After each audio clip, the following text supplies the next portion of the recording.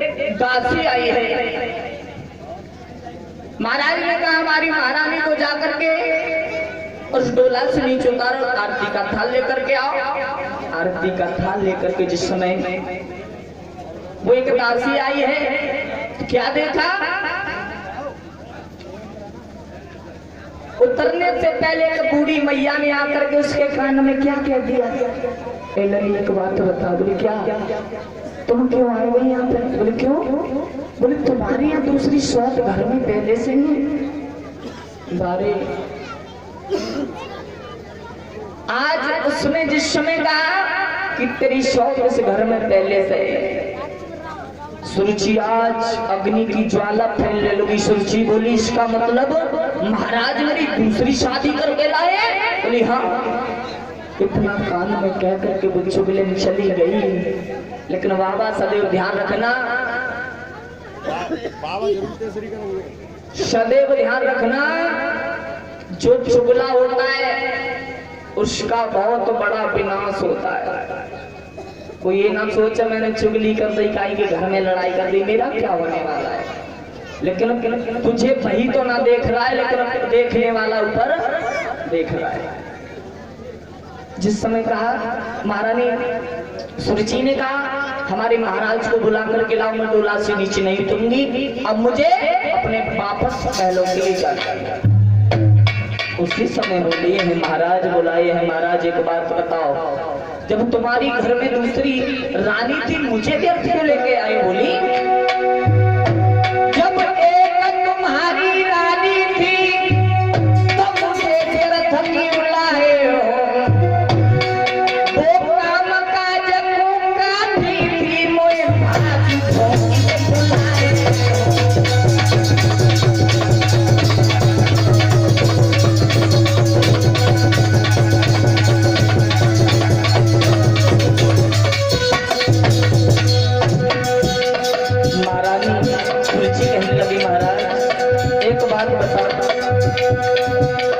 जब तुम्हारे घर में एक रानी थी तो मुझे क्यों लेकर के आई?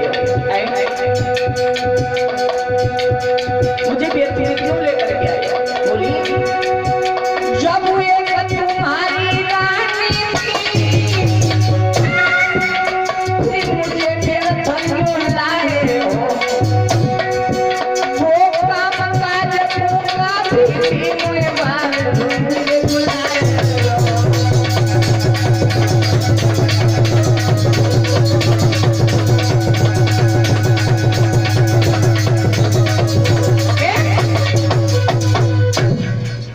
महारानी सुरुचि ने कहा महाराज एक बात बताओ, वो क्या काम करने के लिए कम थी?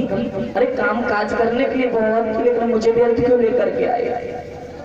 महाराज जिस समय कहा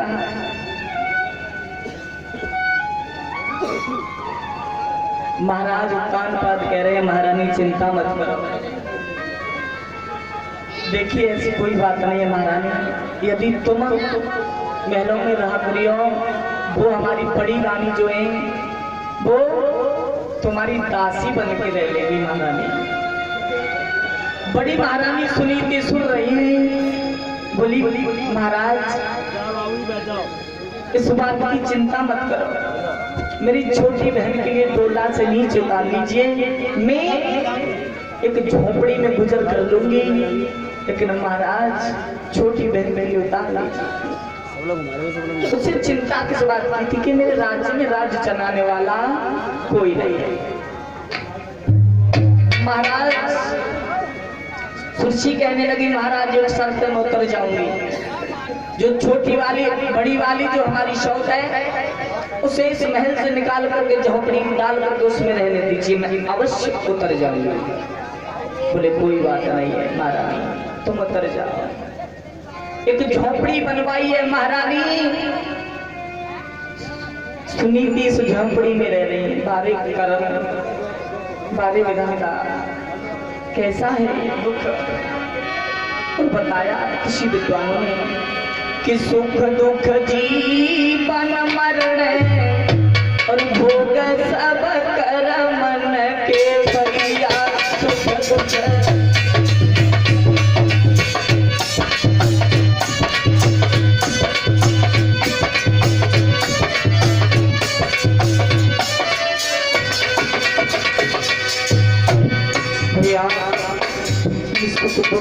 हमें अपने कर्मों के अनुसार ना जाने हम पूर्व जन्म में कैसे पाप करके आते हैं, तब हमें दुख मिलते हैं, सुख मिलते हैं। अरे कर्म से राजा राजू करत ही, कर्म से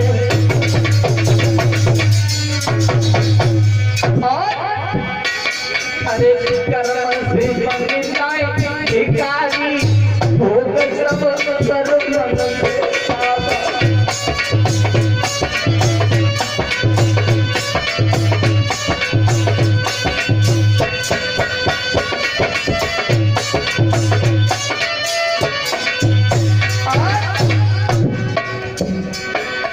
कर्मों के फल होते हैं सब। अरे कर्म से मिलत ही बेटी बेटा, कर्म से ये कर्मों की फल होता है। बाबा कोई कहता है मेरे पास में नाती नहीं है, अरे जब नाती जैसे तुझे काम ही नहीं किए, धर्म नहीं किया, तो तुझे नाती मिलेगा क्या? माँ कहती है मेरे पास में पुत्र नहीं है, बेटा जैसे कर्म ही नहीं किए तो बेटा तुझे मिलेगा कहाँ? अरे कर्म से मिलत है बेटी बेटा, कर्म और कर्म से पाँच सही नारी, वो सब कर्म के बेटा।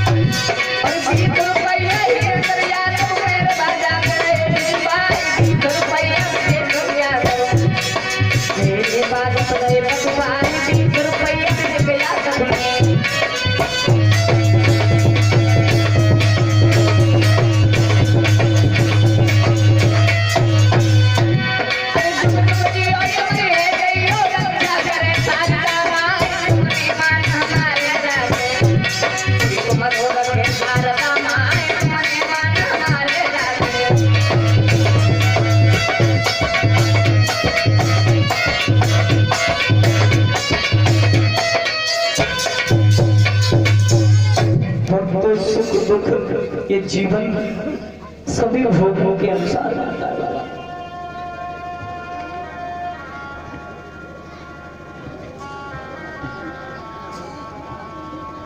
और कुछ दानदाताओं के नाम में उसके बाद में भगवान की गाथा देखेंगे।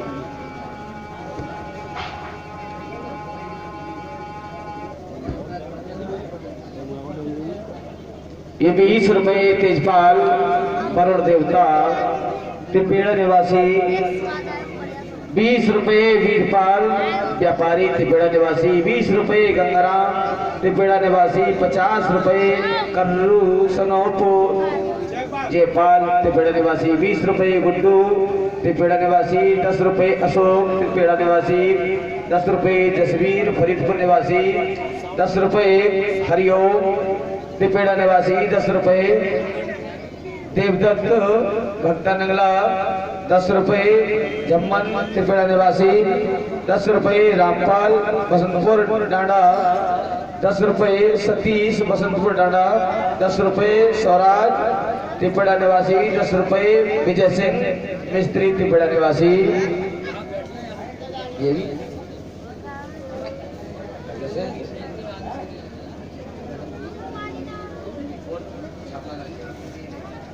बोलिए गोविंद भगवान की। तो जिस समय महारानी सुनीति एक झोंपड़ी में रहने लगी, लेकिन समय चलता गया।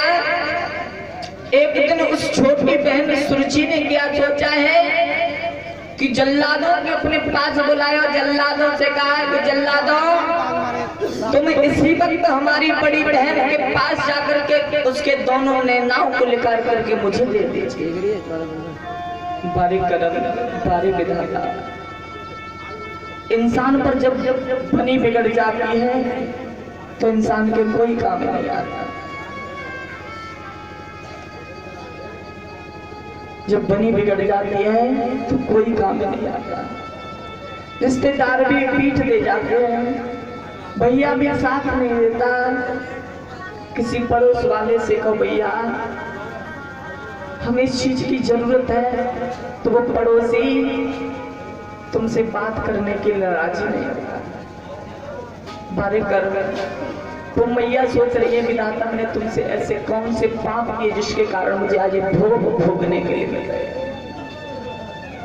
आज बताओ दोनों जल्लाद गए हैं सुनीति के पास और सुनीति के पास जाकर के कहने लगे मैया, लेकिन सुनीति कहने लगी बेटा तुम कैसे आए।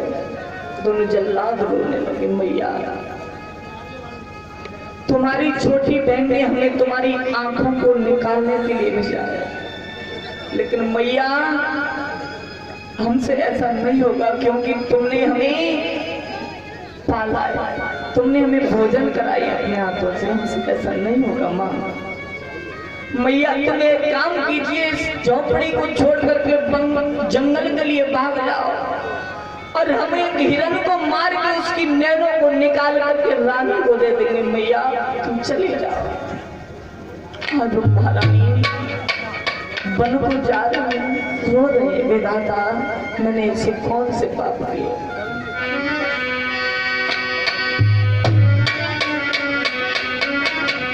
कि वन को जाई रही मैया रो बसी जाके भगारी वन को।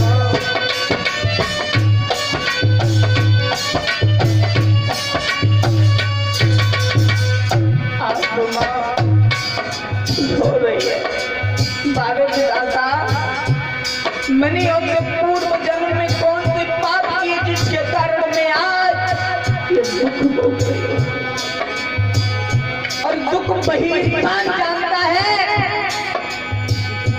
जिसने दुख झेला है, वही इंसान दूसरे का दुख देख सकता है। किसी ने कहा है कि जिसके ना फटी पैर बिबाई वो पीठ पर आई क्या जा रहा है। जिसको दुख देखने के लिए नहीं मिलते वो दूसरे के दुख पर क्या जानेगा, तो दुख हो जाता है। तो मैया रो रहे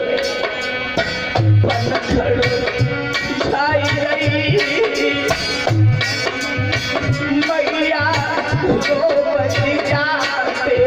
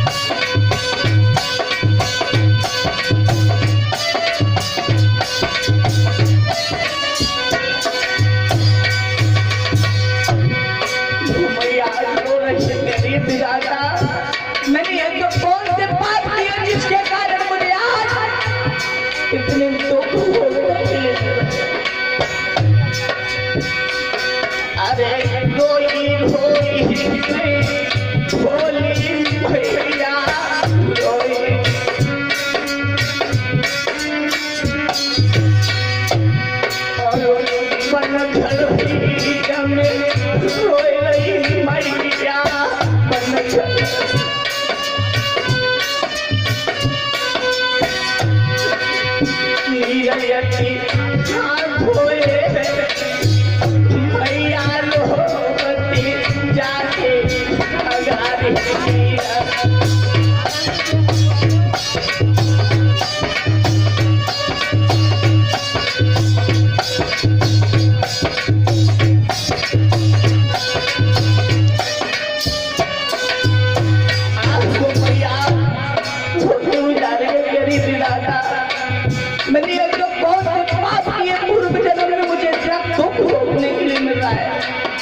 और भक्तों दुख वही जानता है जो पहले दुख भोग लेता है।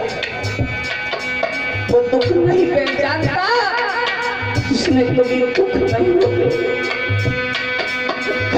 मैया रोई रही अब तो धन को जा दुखिया।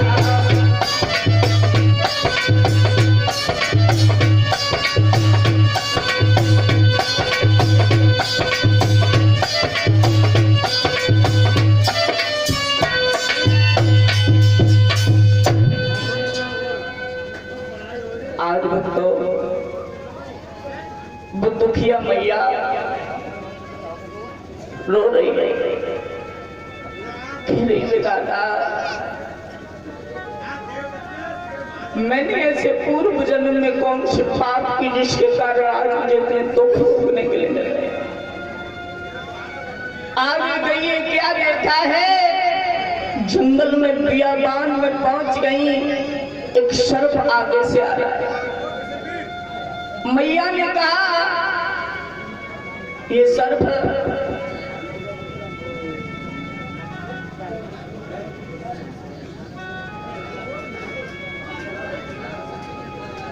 कहा कि मैया मैं तुझे नहीं काट सकता क्योंकि तूने मेरा कुछ नहीं बिगाड़ा है। तूने मेरा कुछ नहीं बिगाड़ा। मैया तुझे नहीं काट सकती। लेकिन मैया ने क्या कहा सर्प से कि रोई रोई मैया ने गिरा रे सर्प को आई ऊंचाई।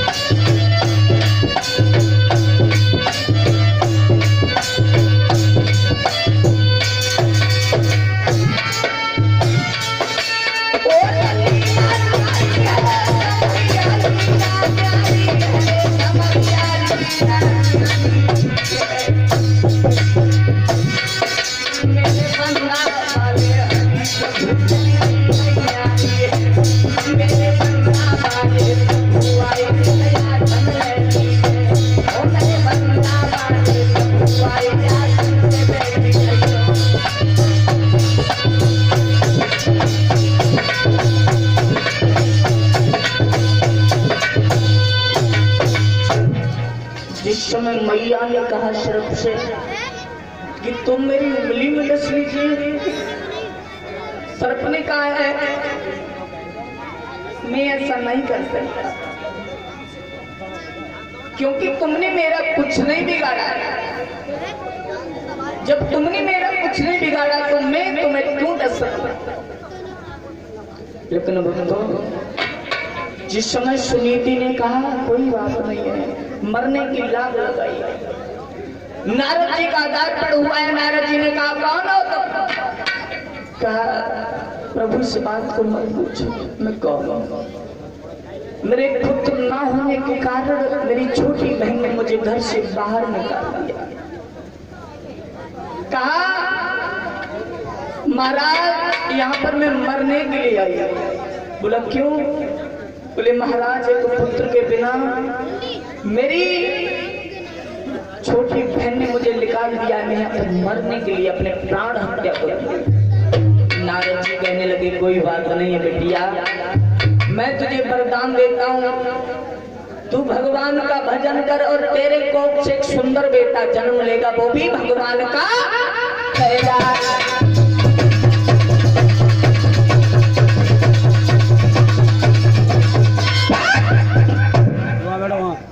जिस समय जंगल में पहुंचे और जंगल में घोड़ा को लेकर के पहुंचे हैं तो क्या हुआ भक्तों, महाराज उत्तानपाद को महारानी सुनीति ने आता हुआ देखा है, कहा कि आज भी महाराज के लिए हमारी छोटी बहन ने हमारे मरवाने के लिए भेज दिया। लेकिन भक्तों महाराज आए हैं, महाराज दरबार पर आए हैं, कुटिया उस झोपड़ी के पास इस समय आए, महाराज ने आवाज लगाई है, तुम कौन हो, बाहर निकल के आओ। महारानी ने डरती हुई गई है, कुंडी को खोल दिया, महाराज मैं तुम्हारी बड़ी रानी सुनीति हूँ, मैं जिंदा हूँ, अभी मरी नहीं। महाराज ने रात को वही भ्रमण किया, जब रात को भ्रमण किया है, आज महाराज बोले हैं महारानी सुनीति तुम मेरे साथ में महलों के लिए चलो। आज महारानी सुनीति दूसरे महल में रह रही हैं, सुरजी दूसरे महल में रह रही हैं। इस समय व्यतीत होता चला गया और जब समय व्यतीत होता चला गया, पहले ध्रुव का जन्म हुआ। सुनीति जिस समय सुनीति की कोख से पुत्र ने जन्म लिया, महाराज को खबर पटाई है कि तुम्हारी बड़ी रानी के गर्भ से सुंदर पुत्र पैदा हुआ। महाराज बहुत खुश हुए और दूसरे मंत्री ने आकर के बताया महाराज तुम्हारी छोटी रानी के एक बहुत सुंदर पुत्र हुआ है। महाराज कहने लगे बारे विधाता तेरी बड़ी अपरंपार लीला है, कहाँ मेरे घर में एक संतान नहीं और आज मेरे घर में दो पुत्र पैदा। महाराज खुशी मनाने लगे, भैया राजा